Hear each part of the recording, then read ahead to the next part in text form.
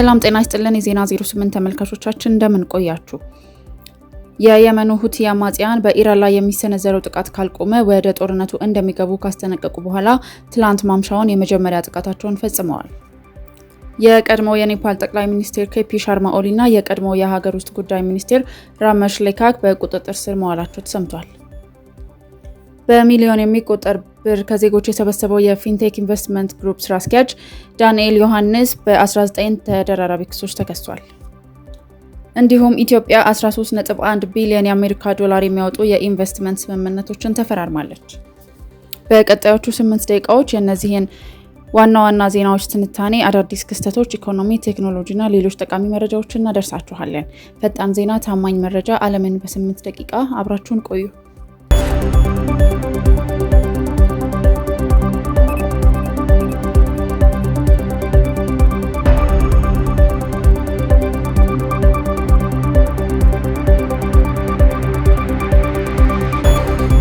የየመን ሁቲዎች በኢራን ጎን በመቆም ወደ ጦርነቱ መቀላቀላቸውን ተከትሎ ወደ እስራኤል ሚሳኤሎች ተተኩሰዋል። በሳውዲ አረቢያ በሚገኝ አሜሪካ ወታደራዊ ካምፕ ላይም ኢራን በሰነዘረችው ጥቃት የአሜሪካ ወታደሮች ሕይወታቸውን አጥተዋል። የመካከለኛው ምስራቅ ውጥረት ወደ አዲስ ምዕራፍ ተሸጋግሯል። የእስራኤል መከላከያ ሰራዊት ከየመን አቅጣጫ የተተኮሰ ሚሳኤል ማክሸፉን አስታውቋል። የየመኑ ሁቲ አማጽያን በኢራን ላይ የሚሰነዘረው ጥቃት ካልቆመ ወደ ጦርነቱ እንደሚገቡ ካስጠነቀቁ በኋላ ይህ የመጀመሪያው የየመን ጥቃት መሆኑ ታውቋል። በሌላ በኩል በሳውዲ አረቢያ የሚገኘው የፕሪንስ ሱልጣን አየር ኃይል ካምፕ በኢራን በሚመሩ ሚሳኤሎችና ድሮኖች ጥቃት ደርሶበታል። በዚህ ጥቃት የአሜሪካ ወታደሮች መቁሰላቸውንና የጦር አውሮፕላኖች ላይ ጉዳት መድረሱን የፔንታጎን ምንጮችን ዋቢ በማድረግ ዓለም አቀፍ መገናኛ ብዙሃን ዘግበዋል።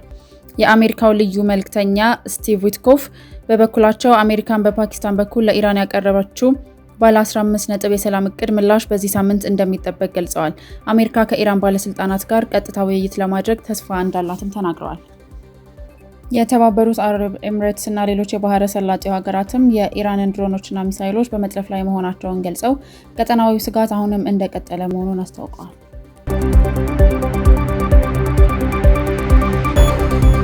የፊንቴክ ኢንቨስትመንት ስራ አስኪያጅ በ19 ተደራራቢ ክሶች ተከሰሰ።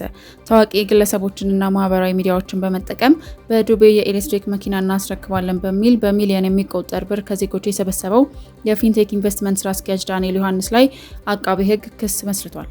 ተከሳሹ ቀደም ሲል ሄሎ ታክሲና ሄሎ መኪና የተባሉ ድርጅቶችን በመመስረት ከ5000 በላይ ተመዝጋቢዎችን ለታክሲ ግዢ የሚሆን 25% ቅድሚያ ክፍያ 247500 ብር እንዲከፍሉ ካደረገ በኋላ ድርጅቱን ዘግቶ በመሰወር ወንጀል መፈጸሙ በክሱ ተጠቅሷል።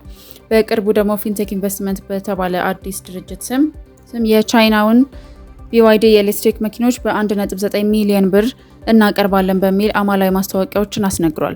ደንበኞች 50% 950 ሺህ ብር ቅድመ ክፍያ እንዲከፍሉና ቀሪውን በ5 ዓመት ያለ ወለድ እንዲጨርሱ በማሳመን ከ1430 በላይ ሰዎችን መዝግቧል። ከቅድመ ክፍያው በተጨማሪም ለተጨማሪ እሴት ታክስ፣ ለቦሎና ለታርጋ በሚል እስከ 1.36 ሚሊዮን ብር ከእያንዳንዱ ተበዳይ መቀበሉ ተገልጿል።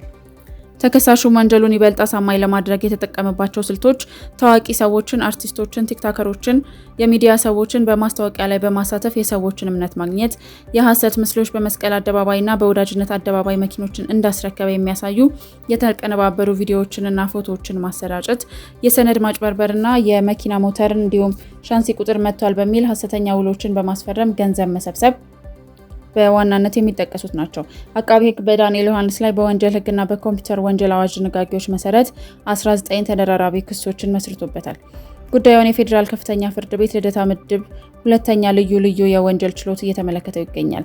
በተለይ ተከሳሹ ከዚህ ቀደም በደቡብ አፍሪካ ዓለም ዋንጫ ሰዎችን እልካለሁ በሚል አጭበርብረው በኢንተርፖል ከተያዘው ግርማይ ገብረ ሚካኤል ወይም አስካል ጋር የጥቅም ትስስር እንዳለው በክሱ ላይ ተመልክቷል።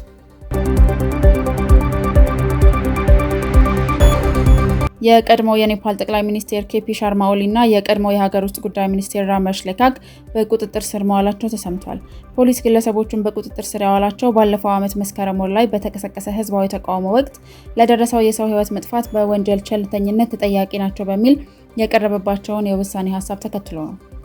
ባለፈው ጊዜ የጄንዚ ተቃውሞ ተብሎ የሚጠራው ግጭት የተቀሰቀሰው መንግስት የማህበራዊ ሚዲያዎችን በማገዱ ነበር። ይሁን እንጂ ተቃውሞ በሙስናና በኢኮኖሚ ውድቀት ተባብሶ በመላ ሀገሪቱ በመስፋፋቱ በፖሊስ በተተኮሰ ጥይት ሰዎች መገደላቸው ይታወሳል። ከሟቾቹ መካከልም የትምህርት ቤት ዩኒፎርም የለበሰ ታዳጊ እንደሚገኝበት የሰብአዊ መብት ተሟጋቾች ገልጸዋል።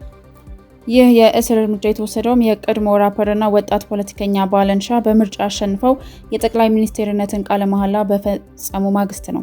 አዲሱ የሀገር ውስጥ ጉዳይ ሚኒስቴር ሱዳን ጉሩንግ ከህግ በላይ ማንም የለም፣ ይህ የበቀል እርምጃ ሳይሆን የፍትህ መጀመሪያ ነው ሲሉ በኢንስታግራም ገጻቸው አስፍረዋል።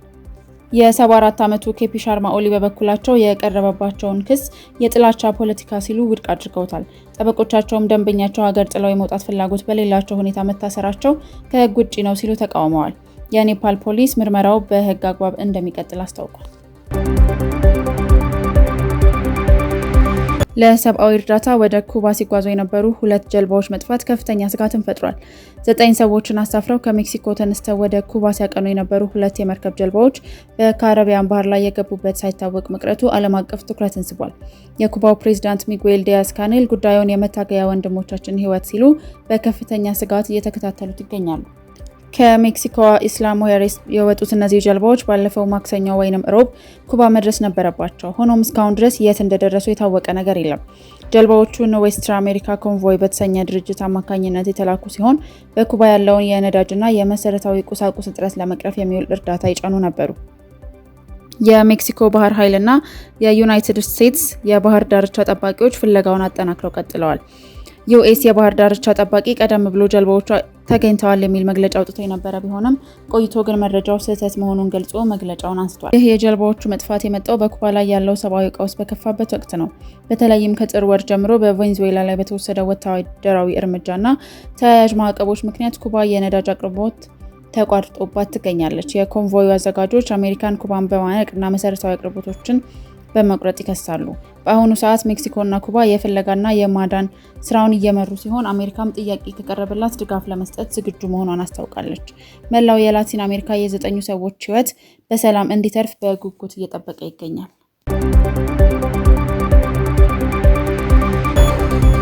ከአዲስ አበባ የተሰማው የ13.1 ቢሊዮን ዶላር የምስራች የኢትዮጵያ ኢኮኖሚ ወደ አዲስ ምዕራፍ እየተሸጋገረ ይሆን? ዝርዝሩን ይዘናል። ለ4 ዓመታት በተከታታይ ሲካሄድ የቆየውና ዘንድሮ በአዲስ አበባ በስካይላይት ሆቴል የተጠናቀቀው ኢንቨስት በኢትዮጵያ 2026 ፎረም ከጠበቁት በላይ ታላቅ ስኬት አስመዝግቧል። የኢትዮጵያ ኢንቨስትመንት ኮሚሽን እንዳረጋገጠው በፎረሙ ማጠቃለያ ላይ የ13.1 ቢሊዮን የአሜሪካ ዶላር የሚያወጡ የኢንቨስትመንት ስምምነቶች ተፈርመዋል። ዋና ዋና ስምምነቶቹም ሚንግያንግ ስማርት ኢነርጂ በታዳሽ ኃይል ዘርፍ 10 ቢሊዮን ዶላር ኢንቨስት ለማድረግ ተስማምቷል። ግሎባል ፊውቸር ኢንቨስትመንት በልዩ የኢኮኖሚ ቀጠና ልማት ላይ 2 ቢሊዮን ዶላር መድቧል። ሊያኦኒንግ ፍራንክዳ ግሩፕ በብረትና በመድኃኒት ማምረቻ ዘርፍ 500 ሚሊዮን ዶላር ኢንቨስት ያደርጋል። የሀገራት ተሳትፎን ስንመለከት ቻይና የብዙዎቹ ስምምነቶች ባለቤት ስትሆን ከህንድ፣ ኬንያ እና ፖላንድ የመጡ ባለሀብቶችን በሪል ስቴትስ እና በማዕድን ዘርፍ ስምምነቶችን ፈርመዋል። የኢኮኖሚ ፋይዳውም የገንዘብ ሚኒስቴሩ አቶ አህመድ ሽዴ እንደገለጹት እነዚህ ፕሮጀክቶች የውጭ ምንዛሪን ከማስገኘት ባለፈ የቴክኖሎጂ ሽግግርና ሰፊ የስራ ዕድልን ይፈጥራሉ ሲሉ ተሰምተዋል። የዛሬ የዜና 08 መረጃዎቻችን ይህንን ይመስሉ ነበረ። ዕለታዊ መረጃዎችን በየቀኑ ለማግኘት የዩቲዩብ ገጻችንን ሰብስክራይብ ያድርጉ። እንዲሁም በፌስቡክ እና በቲክቶክ በፈለጉት አማራጮች ይከተሉን። ጊዜውን እናከብራለን። እውነተኛ ዜናዎችን እናቀርባለን። ፈጣን ዜና፣ ታማኝ መረጃ፣ ዓለምን በ8 ደቂቃ። እናመሰግናለን።